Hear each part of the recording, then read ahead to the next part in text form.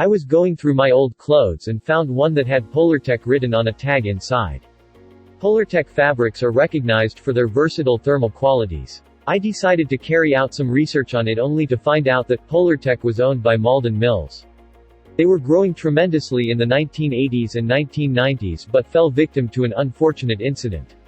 Let's dive in to see what happened. Henry Feuerstein started from nothing in the 1890s, selling goods from a small pushcart. But his business progressed enough that he was able to buy a mill in Malden, Massachusetts in early 1900s. Initially, the Malden mill produced wool sweaters and bathing suits. To match the increasing demand, Feuerstein established Malden Spinning and Dyeing in early 1920s. The operation was producing uniforms for the U.S. Army during the World War period. By mid-1950s, the operations grew to house dyeing, printing and finishing facilities under one roof. By early 1960s, the company opened a new knitting mill and later ventured in synthetic fabrics. At that time, Aaron, the grandson of Henry, took over the reins of Malden. Aaron thought that faux fur was the future of the industry and thus placed a big bet on it. He invested millions of dollars into specialized equipment and opened more mills. However, the demand for faux fur never took off. Since that did not pan out, Aaron decided to spend money in researching another synthetic fabric that would have exceptional qualities. The company decided to produce velvet upholstery.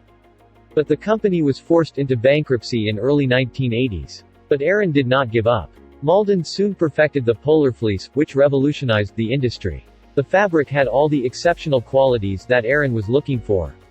It retained insulation, was machine washable and dried quickly. It soon became the favorite fabric for high-performance athletes. And can you guess who the first customer was? Patagonia. It just happens that my previous video was about Patagonia. I did not really plan for it to happen that way. The fabric helped Malden gain recognition in the industry and actually pulled the company out of bankruptcy in 1983. Now that Malden had started a lucrative trend, it decided to introduce new lines of high-performance fabrics.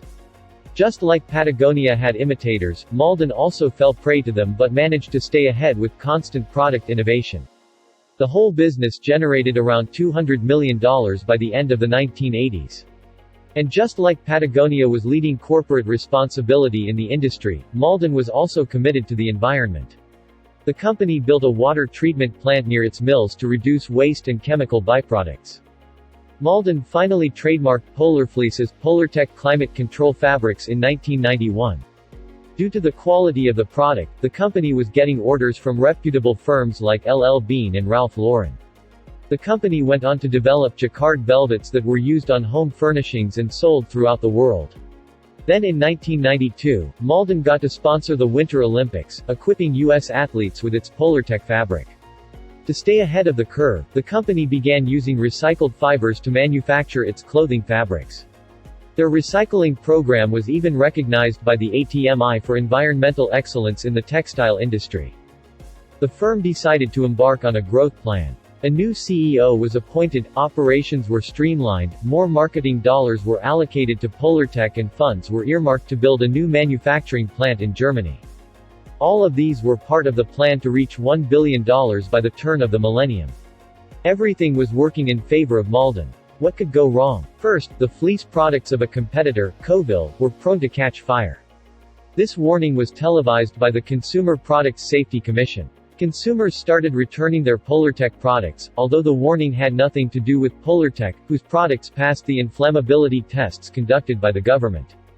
Then, a tragedy hit the firm in December 1995. There was an explosion at the Malden Mills factory, destroying 3 of their buildings and injuring some night shift employees. The company vowed to rebuild the damages in a matter of months while keeping employees on the payroll. Aaron, who was still involved in the company, could have taken a $300 million insurance paycheck and retired. But he did not. Aaron became known as the Mensch of Malden Mills. Bill Clinton even hailed Aaron as a model corporate citizen. However, the fire marked the beginning of the end. Before the fire hit, the company recorded over $400 million in sales. During the reconstruction, many consumers went to other fleece suppliers and never came back to Malden. The upholstery division had to close down, laying off hundreds of people in the process. Imitators were also perfecting their products, flooding the markets with similar quality products at half the price. The low price was the result of the firms shifting operations overseas to tap into cheap labor. Malden was amongst the few that kept operations in the U.S. The firm was still a major supplier to the U.S. Army. It was great for the local economy but not so great for the business economics. During that time, Malden took on a lot of debt from lenders that included GE Capital. Revenues never picked up though, and were stuck at less than half of the $400 million figure of 1995. Malden eventually had a hard time meeting its debt obligations and thus declared bankruptcy in 2001. But the company worked closely with the lenders to emerge from bankruptcy 2 years later. The creditors took control of the company, but Aaron wanted to raise money to buy a majority stake to head the firm again. That did not quite happen. Things never really improved from there. Malden went into bankruptcy again in 2007, selling its assets for $44 million to Chrysalis, and operating as Polartec LLC since then.